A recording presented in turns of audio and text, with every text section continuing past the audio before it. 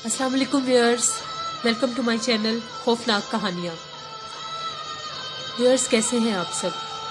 मुझे कमेंट करके ज़रूर बताएं कि मेरे चैनल की खौफनाक कहानियाँ आप लोगों को कैसी लग रही हैं।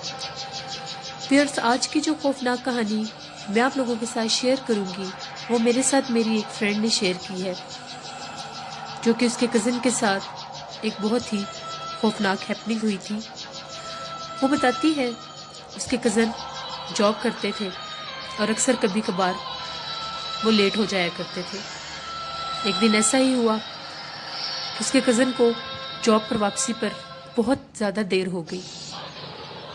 रात का टाइम था, बहुत शदीद बारिश हो रही थी। काम में उन्हें टाइम का अंदाज़ा ही नहीं हुआ। जब टाइम देखा तो 1:30 बज रहे थे। उसके कज़न जैसे ही उठे अपने घर आने के लिए बाहर निकले तो बहुत शदीद बारिश थी। उस दिन उनके पास अपनी कन्वेंस भी नहीं थी। अब उन्हें खुद ही जाना था। जब वो बाहर निकले तो दूर दूर तक ना कोई बंदा था ना बंदे की जात। बहुत ही खौफनाक और तेज बारिश थी। उसमें बिजली की खौफनाक आवाजें थी। उन्होंने अपने घर की तरफ चलना शुरू कर दिया। घर बहुत दूर था, बहुत सुनसान रोड था। उसके कज़न बारिश में चलते गए। सर्दियों की रात थी, ठंड भी लग रही थी, फिर भी घर तो जाना ही था।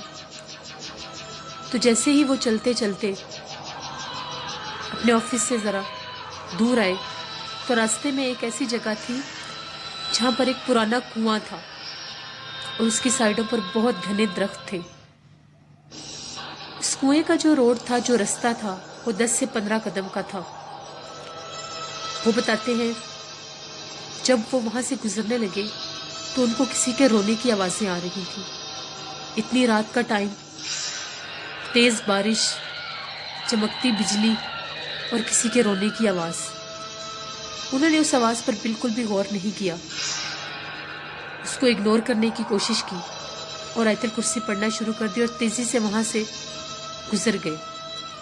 अभी वो थोड़ा ही दूर गए थे कि उनको अपने पीछे से बकरी के बच्चे की आवाज़ आने लग गई कि कोई बकरी का बच्चा जैसे बोल रहा है और उनके पीछे पीछे चल रहा है। वो बहुत ज़्यादा घबराए और आयतल कुर्सी पढ़ना शुरू कर दी। बारिश इतनी तेज़ थी, इतनी तेज़ हवा थी कि वो जैसे पीछे की तरफ धकेल रही थी, मगर फिर भी अपने जिस्म की पूरी ताकत लगाकर आगे बढ़ते गए। अब वो जो बकरी का बच्चा था वो उनके साथ साथ साथ साथ चलता आ रहा था और मुसलसल बोले जा रहा था। उनका खौफ बढ़ता जा रहा था। सुनसान रोड था, दूर दूर तक कोई भी नहीं था। अब वो चलते जा रहे हैं और वो मुसलसल उनके साथ साथ आ रहा है। थोड़ी देर के बाद वो जो बकरी का बच्चा उनके साथ चल रहा था उनके पीछे चलने लग गया। अब वो और भी ज़्यादा खौफज़दा हो गए कि ये मेरे पीछे क्यों चलने लग गया। जैसे ही उन्होंने अपने कदम तेज़ किए तो वो बकरी का बच्चा उनकी टांगों में से निकला और आगे जाकर वो एक कुत्ता बन गया। अब उनकी खौफ से इतनी बुरी हालत हुई कि ना वो पीछे भाग सकते थे और आगे का मंजर जो वो देख रहे थे उसमें कोई भी इंसान हो, सुनसान रात हो, दूर दूर तक कोई ना हो, बारिश हो रही हो और ऐसा वाकया किसी के साथ भी हो तो वो घबरा जाता है। उन्होंने तेज़ तेज़ आयतल कुर्सी पढ़ना शुरू की और सीधी सड़क के बजाय साथ एक गली थी उसमें मुड़ गए।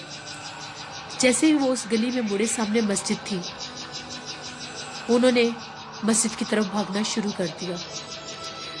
जैसे ही वो मस्जिद के पास पहुंचे उन्हें पीछे से एक खौफनाक हंसी की आवाज़ आई।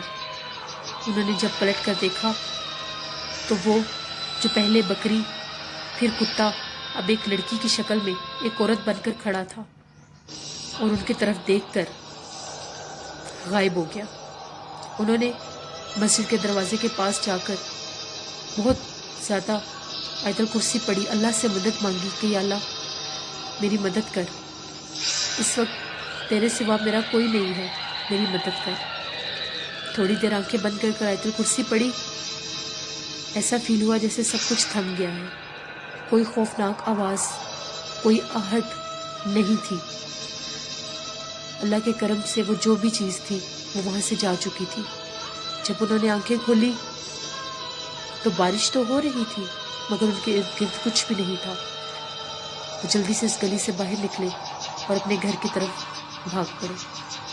جب اپنے گھر آئے تو خدا کا شکر کیا اور صبح انہیں بہت سخت بخار تھا۔ میری فرینڈ بتاتی ہے آج بھی جب اس کے کزن وہ دن یاد کرتے ہیں اور رات یاد کرتے ہیں تو وہ بہت زیادہ گھبرا جاتے ہیں۔ یہ تھی ان کی زندگی کی خوفناک کہانی جو میری فرینڈ نے میرے ساتھ شیئر کی۔ اسی طرح اور بھی بہت سی خوفناک کہانیاں ہیں جو میں اپنے اس چینل پر آپ لوگوں کے ساتھ شیئر کروں گی۔ جو لوگ میرے چینل پر نئے ہیں میرے چینل کو ضرور سبسکرائب کریں اور بیل بٹن کو ضرور پریس کریں تاکہ جو بھی نئی خوفناک کہانی آئے اس کا نوٹیفیکیشن آپ کو فوراً مل جائے۔ میں اپنے تمام لسنرز کو کہتی ہوں کہ آپ لوگ بھی اپنی کہانیاں میرے ساتھ شیئر کریں، میں ضرور آن ایئر کروں گی۔ Thank you for watching. Allah نگہبان۔